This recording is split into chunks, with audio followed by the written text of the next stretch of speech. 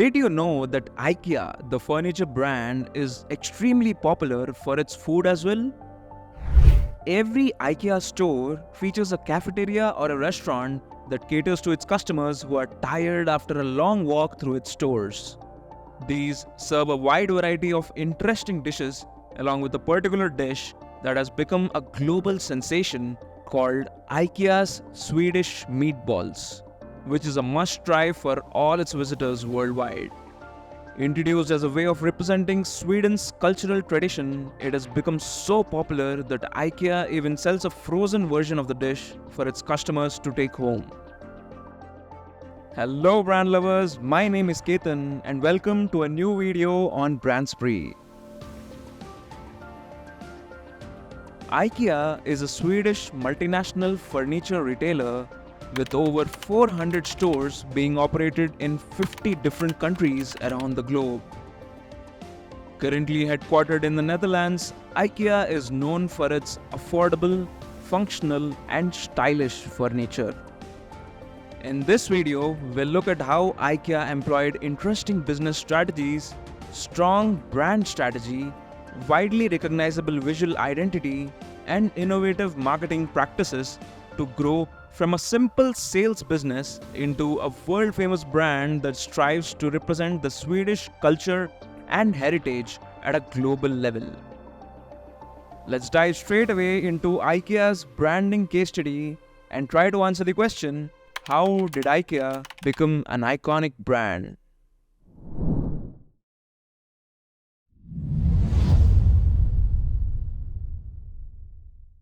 Before we move into the specifics of IKEA's branding, let's just quickly go through some of the key moments in the history of IKEA. In 1943, Ingvar Kamprad, a Swedish entrepreneur, founded IKEA at the age of 17. Back then, IKEA was a simple mail-order sales business that sold items like pens and wallets. In 1948, IKEA transitioned from a mail-order business to a furniture retailer as it started selling chairs and tables to begin with. A decade later, in 1958, the first official IKEA store was opened in Älmhult, Sweden.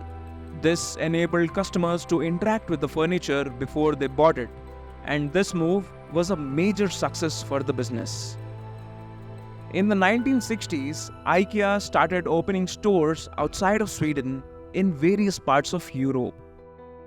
In the 1970s, IKEA went through a phase called the Great Expansion, where more and more stores were being set up in parts of Asia, Australia, and North America. Over the next few years, as a result of its expansion into other countries around the globe, its commitment to sustainability, and its consistent focus on innovation, IKEA rightfully achieved the status of being the world's largest furniture retailer.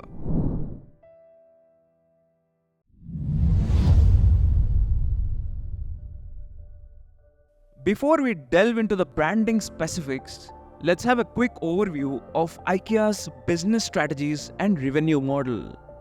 In my opinion, there are three business strategies of IKEA that particularly stand out as extremely interesting and innovative. Number 1. Flat pack form. The IKEA furniture is sold in a disassembled flat pack concept, which significantly reduces the shipping and storage costs. Number 2. In-house design. IKEA has a dedicated team that designs and manufactures many of its products, which gives the brand total control over the quality and cost of its products. Number 3. DIY model. The self-service or do-it-yourself way of setting up your own furniture saves the company a lot of money on additional labor costs. While the majority of the company's revenue comes from the sales of its furniture and other home furnishing products, from both its physical stores as well as its e-commerce platform, IKEA also earns a small chunk of revenue from the IKEA restaurants and from a few store services like delivery and assembly. What makes these business strategies work is an even stronger brand strategy, which forms the heart and soul of the brand. IKEA's vision is to create a better everyday life for the many people. This statement represents the brand's commitment to making well-designed, functional, and affordable home furnishing products accessible to a wide range of customers. A strong IKEA business is heavily dependent on its strong internal culture that's reflected in IKEA's brand values, which are togetherness, affordability, sustainability, functionality, innovation, simplicity, and experimentation. Zooming out a bit, IKEA has a monolithic or branded house architecture, which means that all of its products and services are sold under the IKEA brand name. While there's absolutely no doubt about the brand architecture, it's quite interesting to know about the overall business structure of the IKEA group of companies. To begin with, IKEA is a franchise business at the core of it. This can be divided into two parts: the IKEA brand and the IKEA franchisees. While there are a number of unique franchisees in different markets, let's primarily focus on the IKEA brand. The Inter-IKEA Foundation is the biggest of all. It's a self-owned company whose purpose is to ensure the longevity of the IKEA concept and govern the Inter-IKEA group. Next in line is the Inter-IKEA Holding BV, which is the holding company of the Inter-IKEA group. Then comes the Inter-IKEA group, whose main purpose is to provide the best possible conditions for implementing and operating the IKEA concept. The Inter-IKEA group is further divided into multiple subsidiary brands, with each of them catering to a specific essential task. Number 1. Inter-IKEA Systems, the developer of the IKEA concept, the intellectual property owner of the IKEA brand, and the worldwide franchisor. Number 2. IKEA of Sweden, which is the designer and developer of the IKEA product range. Number 3. IKEA Marketing and Communication, which is the designer and developer of the communication content. Number 4. IKEA Supply, which is the distributor of the IKEA product range. And number 5. IKEA Industry, which is the strategic IKEA manufacturer.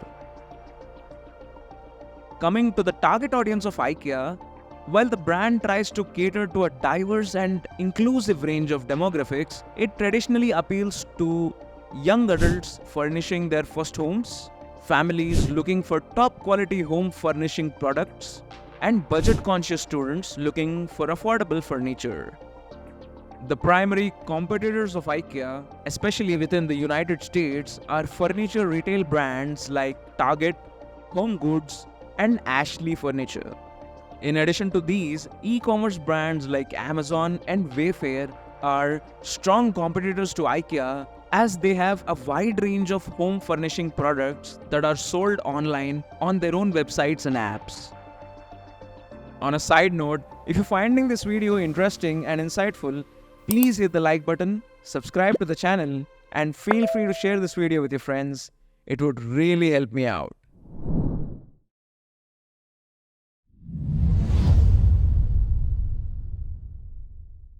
The iconic brand image of IKEA always manages to stay fresh in people's minds, primarily because of its extremely consistent and recognizable brand identity, which is a direct representation of its Swedish heritage. The brand name IKEA is actually an acronym that is a combination of the founder's name, which is Ingvar Kamprad, his farm's name, Elmtared, and his home village, which is Agunjared. Fun fact, IKEA is quite popularly known for naming its products with unique and peculiar names. Such product names are in fact derived from Swedish words or from names of places or people in Sweden. Some of IKEA's most popular product names include Billy, the bookcase, Calyx, the shelving unit, and Mom, the bed frame. The IKEA logo is a timeless, minimalistic design that features a bold IKEA wordmark written using IKEA sans, a sans serif typeface that ensures clear readability and a contemporary feel. The brand logo truly reflects the brand's Scandinavian design ethos. Just like the IKEA business, the logo has also been constantly evolving while simultaneously preserving its origins, right from 1943 to the year 2018 when the latest changes were made. The brand color palette featured throughout IKEA's visual identity is a direct representation of its Swedish heritage because the visually striking blue and yellow combination is similar to that of Sweden's national flag. The blue color represents the attributes of dependability, trust, and calmness, and the yellow color signifies optimism, energy, and creativity. The retail branding of IKEA is extremely interesting.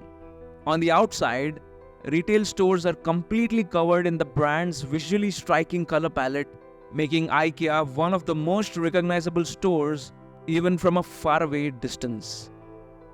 When it comes to the interiors, IKEA stores often feature room settings that showcase their furniture in realistic living spaces, making it easier for the customers to imagine the products being used in their everyday lives.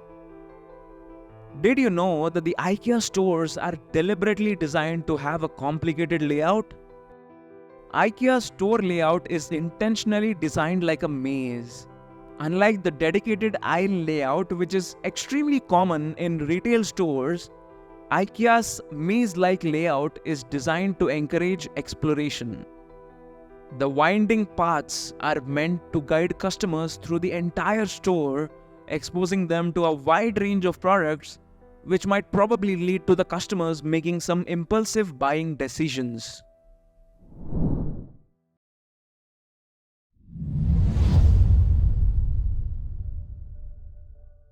IKEA has a fairly long history of memorable and effective marketing practices like product catalogs, advertising campaigns, and loyalty programs that have helped solidify its brand positioning in the market. The IKEA catalog was a print design asset that had been a very powerful marketing and branding tool for IKEA. Though discontinued in 2021 after 70 successful years, the catalog featured aspirational product photography in real-life settings. These were a valuable tool for customers who were planning their IKEA shopping trips and a great source of inspiration for home furnishing ideas. Interestingly, during its peak in 2016, the IKEA catalog was printed in over 30 languages and distributed to over 200 million people around the world, making it the world's most widely distributed book after the Bible. In its marketing communication, IKEA typically uses a light-hearted tone of voice along with a touch of humor. This resonates well with the customers, making IKEA a relatable and approachable brand. Out of the many creative advertisements by IKEA, there are two that particularly stand out to me. Number 1, the IKEA Book ad. This advertisement was a playful and effective way to promote IKEA's catalog as a parody of Apple's product launches. In this humorous video, IKEA spoofed Apple device commercials to highlight the advantages of IKEA's printed catalog over digital devices like the MacBook. Number 2, the Wonderful Everyday campaign. This long-running campaign has been using a variety of creative approaches in its TV commercials to communicate the central message that simple everyday moments can be made wonderful using IKEA products. It features various IKEA products in everyday scenarios like the home or workplace, as well as unconventional scenarios like a nightclub. As a way to foster customer loyalty, similar to many other popular consumer brands, IKEA also runs a loyalty program called IKEA Family. As a part of this program, the customers are given a card that can be used to obtain discounts on certain products found in store. In order to cater to the regular customers and the loyal fans of the brand, IKEA has this online initiative called the IKEA Icons Quiz. This page on their website features about 30 IKEA's iconic products and a few interesting questions about these products to test your knowledge about them. The brand also owns and operates the world's only IKEA Museum, which appeals to anyone who's interested in the story of IKEA and its rise to the top. Interestingly, the IKEA Museum is the same building where the first IKEA store opened in 1958 in Älmhult, Sweden. Apart from the exhibits about IKEA's history, iconic products, and the complete design process, the museum also regularly organizes guided tours and workshops for their visitors. A combination of a strong value foundation, heritage-driven visual identity, innovative marketing practices, and most importantly, the commitment to quality and design has resulted in IKEA becoming such an iconic brand, and that too in the furniture industry, which is traditionally a localized market. One of IKEA's core business strategies has been so effective and iconic that it has secured itself a place in human psychology studies as well. The self-service or DIY, do-it-yourself model of IKEA encourages its customers to assemble the furniture on their own. This style of business has been extremely successful, particularly because of an interesting psychological phenomena called the IKEA effect. This effect is based on the psychological observation that people tend to place a higher value on products that they partially create. And the DIY model of IKEA does exactly that by giving customers a sense of accomplishment and pride after they've successfully assembled the product on their own. Alright guys, that's it for this video. If you've enjoyed the video, please feel free to hit the like button and subscribe to Brandzpree for more insightful videos on branding and related topics.